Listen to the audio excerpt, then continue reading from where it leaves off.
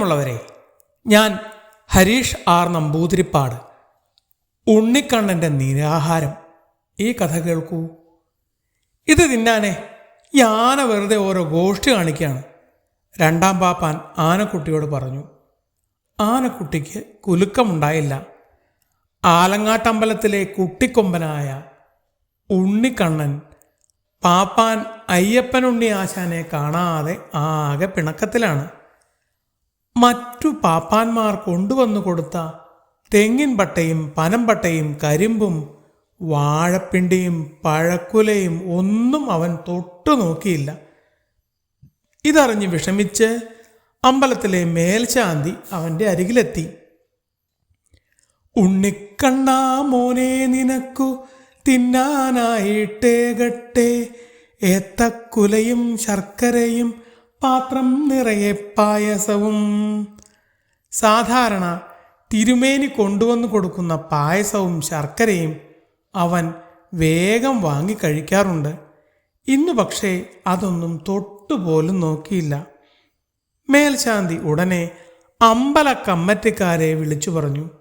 ഏയ്, ഇതിങ്ങനെ ആയാൽ പറ്റില്ല. ആനക്കുട്ടി 2 ദിവസമായി ഒന്നും കഴിക്കുന്നില്ല. മര്യാദയ്ക്ക് വെള്ളം പോലും കുടിച്ചിട്ടില്ല.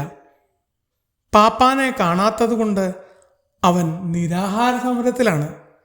ദേവസ്വം പ്രസിഡന്റ് പറഞ്ഞു. അങ്ങനെ സമരം ചെയ്തിട്ട് കാര്യമുണ്ടോ? പാപ്പാന് സുഖമില്ലാത്ത കൊണ്ടല്ലേ? സെക്രട്ടറി ചോദിച്ചു. തിരുമേനി ആനക്കുട്ടിയുടെ അടുത്ത് എന്ന് പറഞ്ഞു. ഉണ്ണി മോനെ പൊന്നുണ്ണി, പാപ്പാനുടനെ വന്നിടും, വെറുതെ പട്ടിണി കിടക്കണ്ട, ശർക്കര പഴവും ഞാൻ നൽകാം.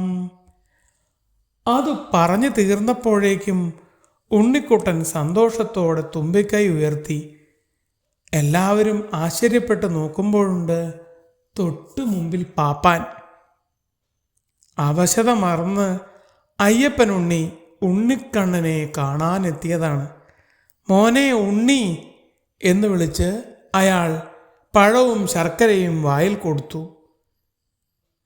ആവശ്യത്തിനുള്ള തീറ്റ ഇട്ട് കൊടുത്ത ശേഷം പറഞ്ഞു, ഞാൻ പോയിട്ട് വേഗം വരാം. അനുസരണക്കേട് കാട്ടാതെ എല്ലാം കഴിക്കണം എന്നു പറഞ്ഞ് തുമ്പിയിൽ തൊട്ടു തലോടി. അത് കേട്ട് ആനക്കുട്ടി തല കുലുക്കി.